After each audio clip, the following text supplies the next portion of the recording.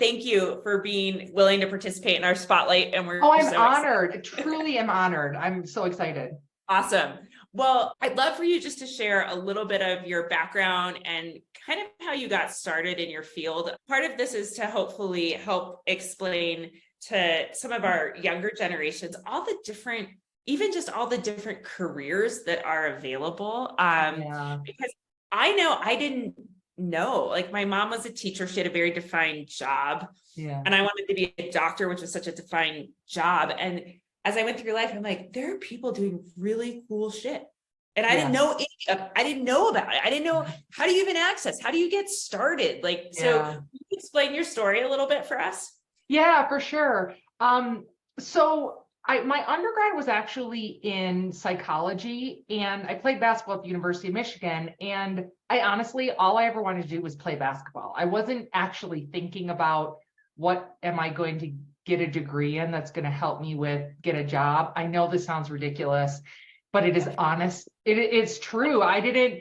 And my dad was a lawyer, and my mom just did all kinds of different things. And my sister was going to dental school, but it never dawned on me like that I was going to follow one of those tracks. And I was truly following my passions that I had. I was obsessed with basketball, and I was obsessed with Nike. And I kind of followed those things. And then after I was done playing basketball, I used my 5th year of eligibility to run cross country, and then started working to go to grad school. And during grad school, I started working in a running shoe store. So again, it was like my obsession for like the sport. I think it was feeling that sense of belonging, and like my purpose was to play the sport, to be on the team, to gravitate toward a coach. And so in my mind, I thought that a career that followed that track would give me the same things. And it's really funny when I think back to it, I'm like, it feels very misguided, but that's just my truth. And so I didn't have any connections in sports or in marketing. I never even took a marketing course in undergrad. I do work, my career has been very much in marketing and brand partnerships. And the first 20 some years of my career was in sports and entertainment. So I actually befriended the Nike rep at the running shoe store, and he told me about a Nike program that fit a person in each WNBA market. So when the WNBA was very early then, and I applied and got in. And even then, I didn't think like, oh my gosh, this is my marketing career. I thought, oh my gosh, I'm going to work with Nike in basketball. Yeah. So, again, for me, it was just like following those passions, but I really didn't have much of a direction in it. And so but once I got exposed to working in the air quotes at the NBA family, then that became my new thing, where even at that point, I wasn't like, I want to work in marketing for the NBA. I just wanted to work in the NBA family. So obsessively stalked people and tried to get one person to introduce me to the next person, to introduce me to the next person, applied for everything under the sun. Mm-hmm. And that was like blindly sending resumes and things like that at the time. And then actually was like, I'm not getting anywhere sitting in Ann Arbor, Michigan at my dad's home. So I was like, I'm going to rent an apartment in New York City, not ever seeing it or anything, because I was just going to go there and like literally pound the pavement. This is what I was going to do. My car was packed. I was supposed to leave on a Sunday. And I got a call on Thursday from somebody at the NBA who said, we have one spot open in Asheville, North Carolina as a marketing role when the NBDL was starting. So now it's called the G League. Yeah. And I was like, trying to look on my computers, like, she says, well, do you know where Asheville is? I was like, I have no idea. So I pulled up some like hand-drawn sketch, basically was the only map I could find on that call. I don't even know if there was Google Maps at that time.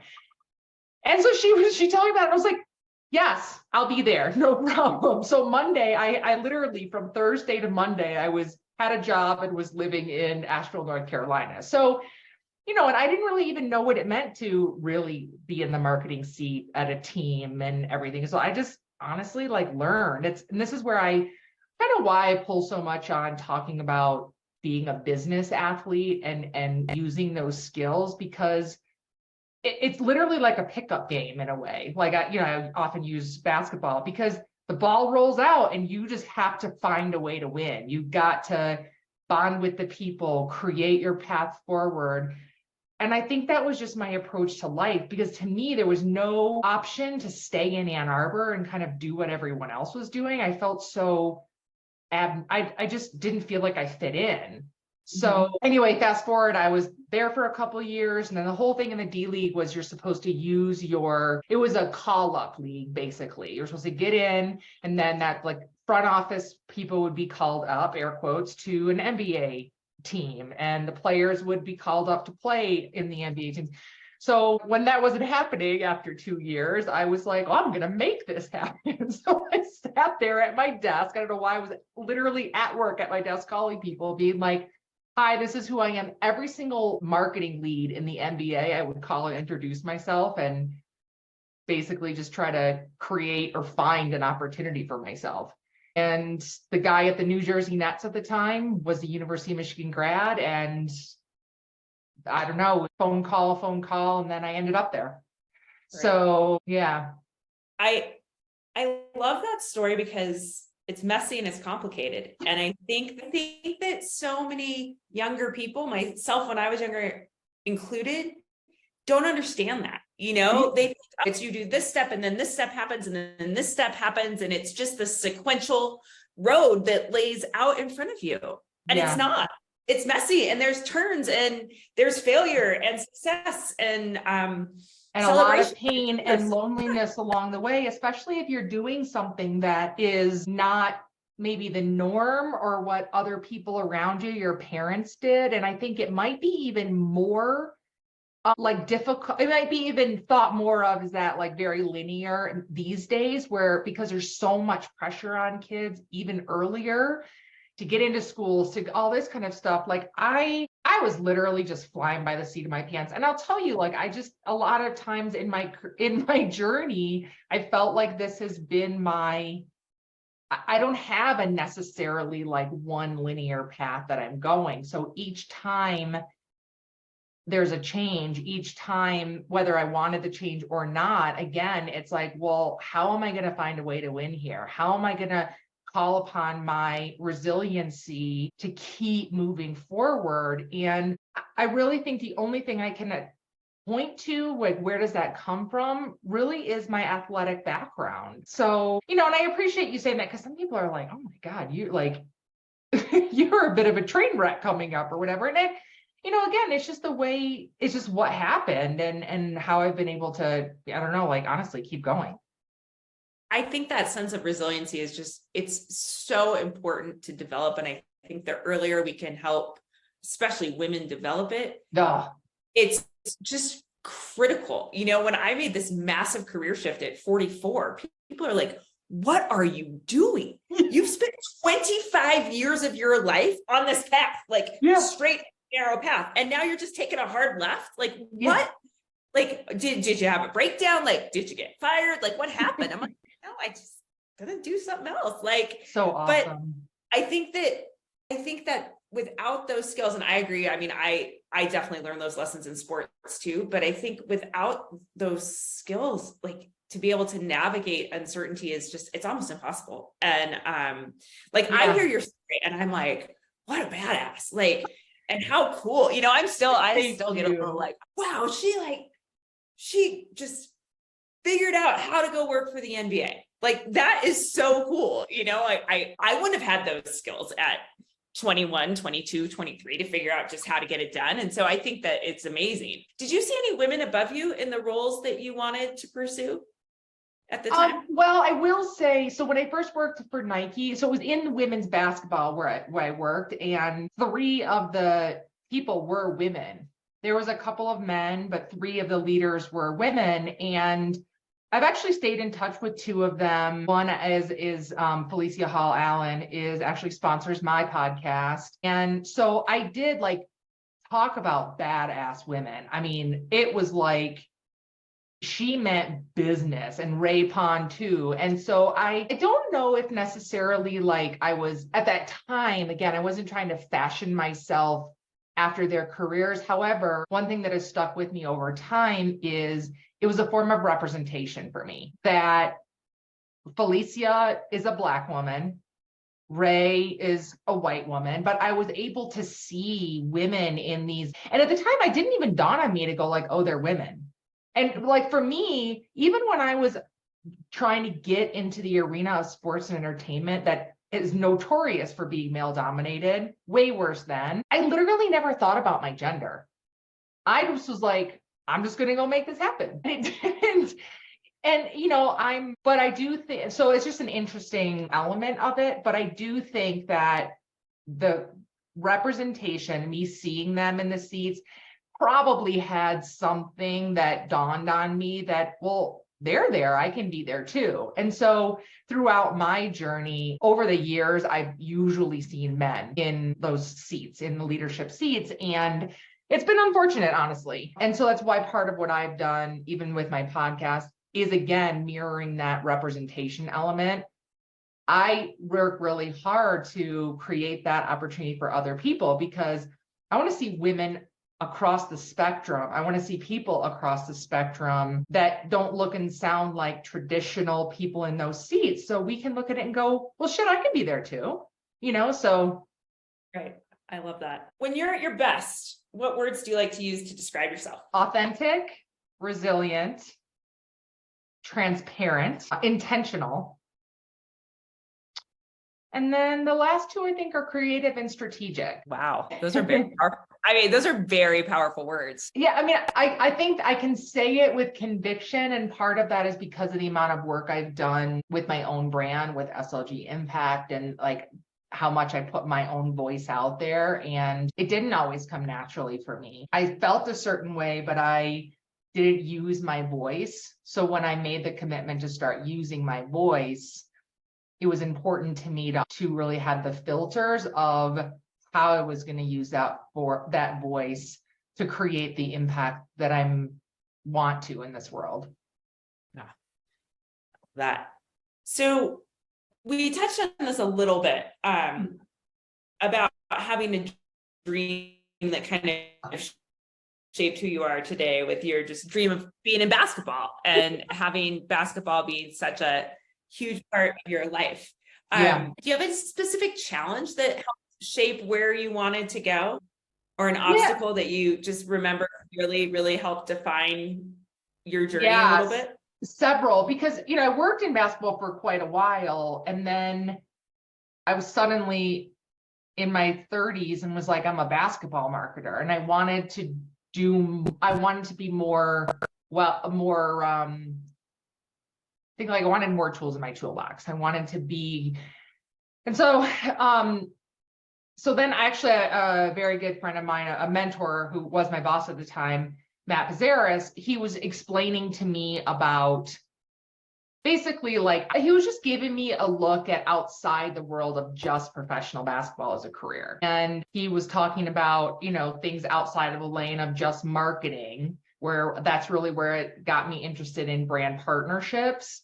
So I think like that was, as much as it was information in, it also became the challenge of, well, that's where I want to be. And those are tools I want to add to my toolbox. So what do I need to do to get myself there? And, again, I'm someone that if I see it and I'm like, I need to be over there, I'm going to find a way to get there with a lot of pain usually. And so I made a jump into the agency world. And I've been, over the course of the last, 13 plus years, I've worked in the agency world, which has had a lot of challenges in and of itself, whether it was growing pains of a growing agency, or, it was in sports and entertainment was one of the first things to implode in the pandemic. So, was laid off because of that. So again, like that was another challenge where since I was 10 years old, I had never not had a job. Whether it was like painting my grandpa's fence or being a nanny or whatever.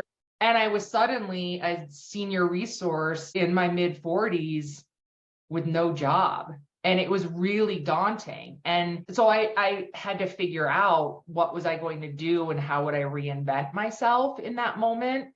And that led to me launching SLG Impact and doing things that, launching what's now my podcast, it's still leveraging the experience I have in leadership of people, in coaching, in marketing, in brand partnerships, in growth.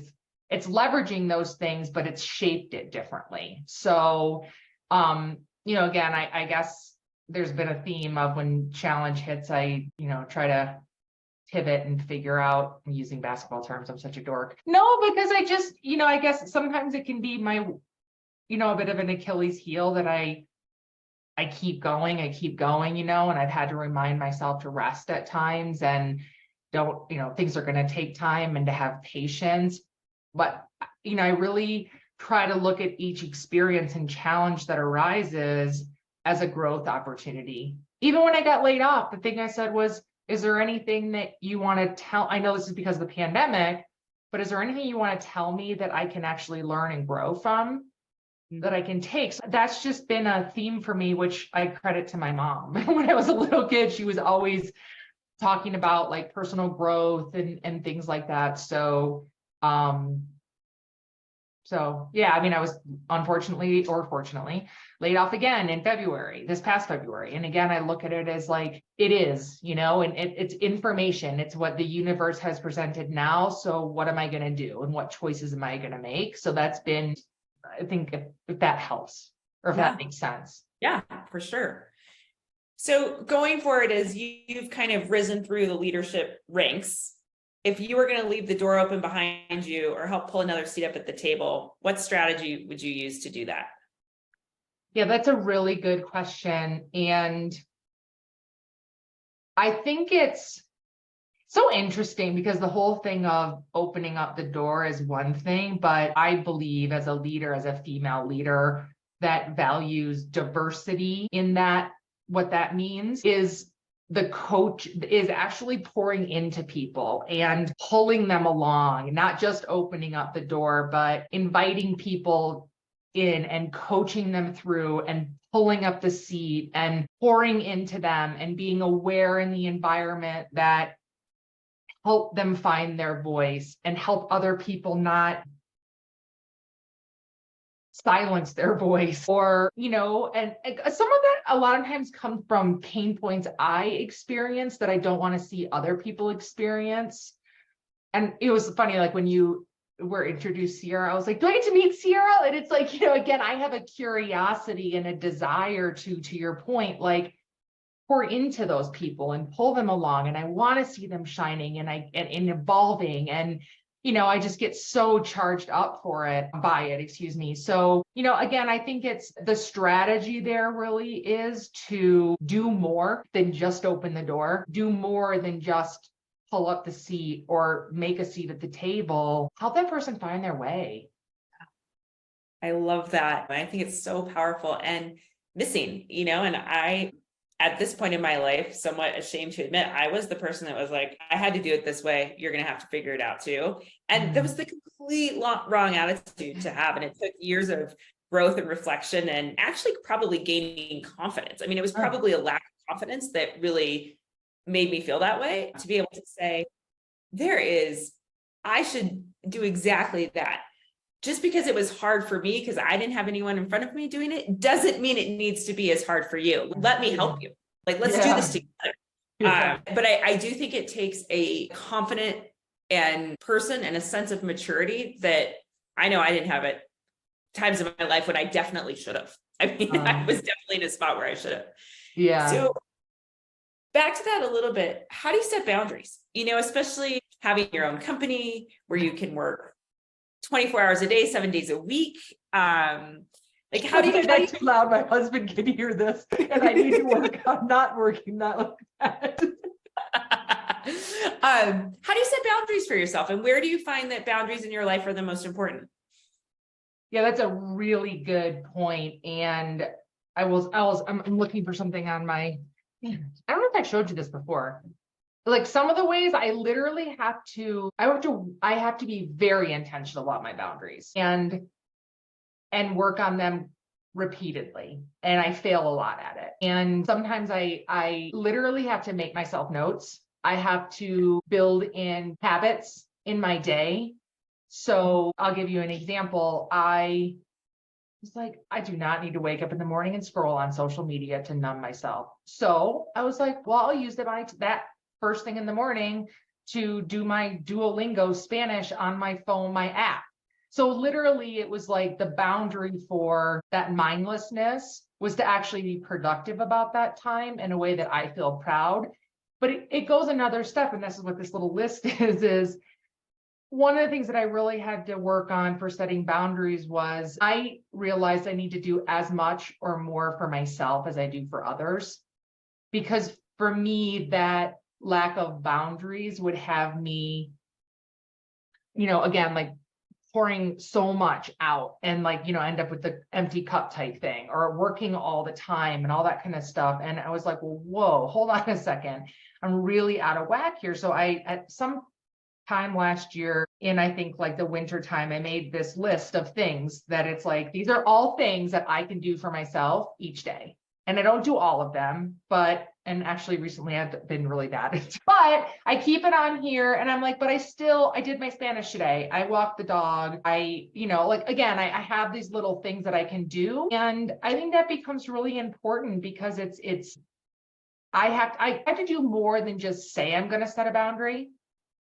Mm-hmm. And where it's like, I need to put things in that are practices that I'm very intentional about. My why for it is because I need to actually care for myself. So, and that way I can make decisions along the way. So, I mean, those are some of the things I do. Other things is like, I know as tactical as like my husband is good on this. He helps me turn my phone off so it doesn't ring between certain hours of the day. Right. So it's interesting. I've always found it so interesting that like men are naturally pretty good at this. Like, like learning to care for themselves. I feel like my husband has no problem taking a nap every day. And I am sometimes angered by that, but I'm angered because I don't give myself the same luxury. I'm not mad that he's taking a nap. I sit there and I go, hey, the world still spins after he takes a 20-minute nap. It's not gonna stop spinning if I need a 20-minute nap or if I want to go outside for 5 minutes. Like, it's gonna be okay. It's so funny because on one hand, it's so ridiculous that I need to write down on a piece of paper that I'm gonna go for a walk. Yeah. But I'm being honest in that if I don't do that, I spin myself out. Or like I've started recently looking at my calendar and being like, you know what? No, I don't need another meeting this day. I can tell that person, no, I can't meet today. I can do it another day. But it's like giving myself some of that permission because I think some of it's just habit, right? The habits that we get into, like I said, scrolling on my phone first thing in the morning mindlessly, or habits to book myself so that I have no work for myself right now. To book myself 8 hours nonstop phone calls. So, but again, it's like I'm just admitting that I have to take extra efforts to protect myself from doing those things. And I think it's good to do. But again, it is kind of fun. It is kind of silly. Yeah. No, I think that's how we eventually it becomes a habit and it becomes habitual, right? Is like we all need active reminders for a long time, especially when it's changing somewhat of our nature a little bit. And here's my thing. I know it's going to be more effective if I'm doing it than if somebody else is telling me, well, you should do this and you should do that. Because my sister tells me there's one thing you don't do with Shauna, is put her in a box. And it's so true. Like, I don't want to be told that I have to conform, that I have to operate in a certain way. But it's like, then if I'm not going to do that, then I have to do that for myself. So I love it. All right. My last question for you is, what does it mean to you to prosper today? Prosper today. I think the first part of it is being happier and more in flow with myself first, and being proud of who I am and what I'm doing, and creating experiences that engage and evolve other people on their pursuit of their optimal performance. What can we do to help you? We'd love to promote you in any way. at the end of this segment. So website, LinkedIn, Instagram, podcasts. If you want to send it all to me, I'm going to list it too. Okay, totally. You and I are recording, I think, on Thursday this week, I believe. No? Am I wrong? No, I when think is you're that? right. The first day, no, wait, what day is it? No, not Thursday this week. It is when? I think it's the week after. Where is it? Hold on. When is it? Where is it? Where is it? Oh, no, because you're not until, I think I did yours later, like sometime in July. I think we're in July. Yeah. We're in July, right? Because you're going to be in August. So when your episode comes out, promoting it and using the content, it does give you a lot of content. You have a full episode plus like 6 shorts that you can use. So awesome. I think really think about using that strategically for yourself, but also that helps me. Yeah, so sure. But yes, I will send you like some information about myself, links that you can use. If you need a photo, let me know and I can give you one. Yeah, I would love a photo. I would love a headshot. That would be really helpful. And then when you do put it out, I will put it in my newsletter, which hopefully you got the one that I sent the other day last week. Yes. Awesome. And so, so we'll just continue to help push each other. And then I'll send you the stuff on the business athlete program and I get you input on that. I'm so excited. Hey, Sierra, questions, comments? Yeah. Siri and my Sierra are very close today. Okay. I found this on the web for questions, comments. It's not Siri, my. I loved so many things that you said. Like in the beginning, even just hearing your story of how there isn't a perfect path to success. Like you have so many different things that have happened and you can still get there. I mean, like for me, I feel like I get nervous about how there's got to be this like linear order, like you were talking about to getting where I want to go. So how you're just saying, like it's not all according to plan and there isn't a perfect path. And like, you've got to navigate that uncertainty and you have to like stay resilient through all the like times where like you have to bounce back from things that are difficult. Like, I just like that. And then also your just mentality of someone can be there. I can be there too. Like, I'm going to find a way to get there. Like, I think that's just so cool. Like, I just really love that. And then there's so many things. So if you want to like hop in and comment on anything, these are just like some things that I really loved. But I liked how you're talking about doing more than opening the door, like just opening the door, like helping others finding their voice. You want to see others shine. Like, I think that's so cool. Like, instead of just opening the door, helping them find their way to the seat, pulling them out to the table. Like, I think that's really cool. And then like using your voice to create impact and teaching others to use their voice to create impact. I think all of that was so cool. Awesome. I'm so glad.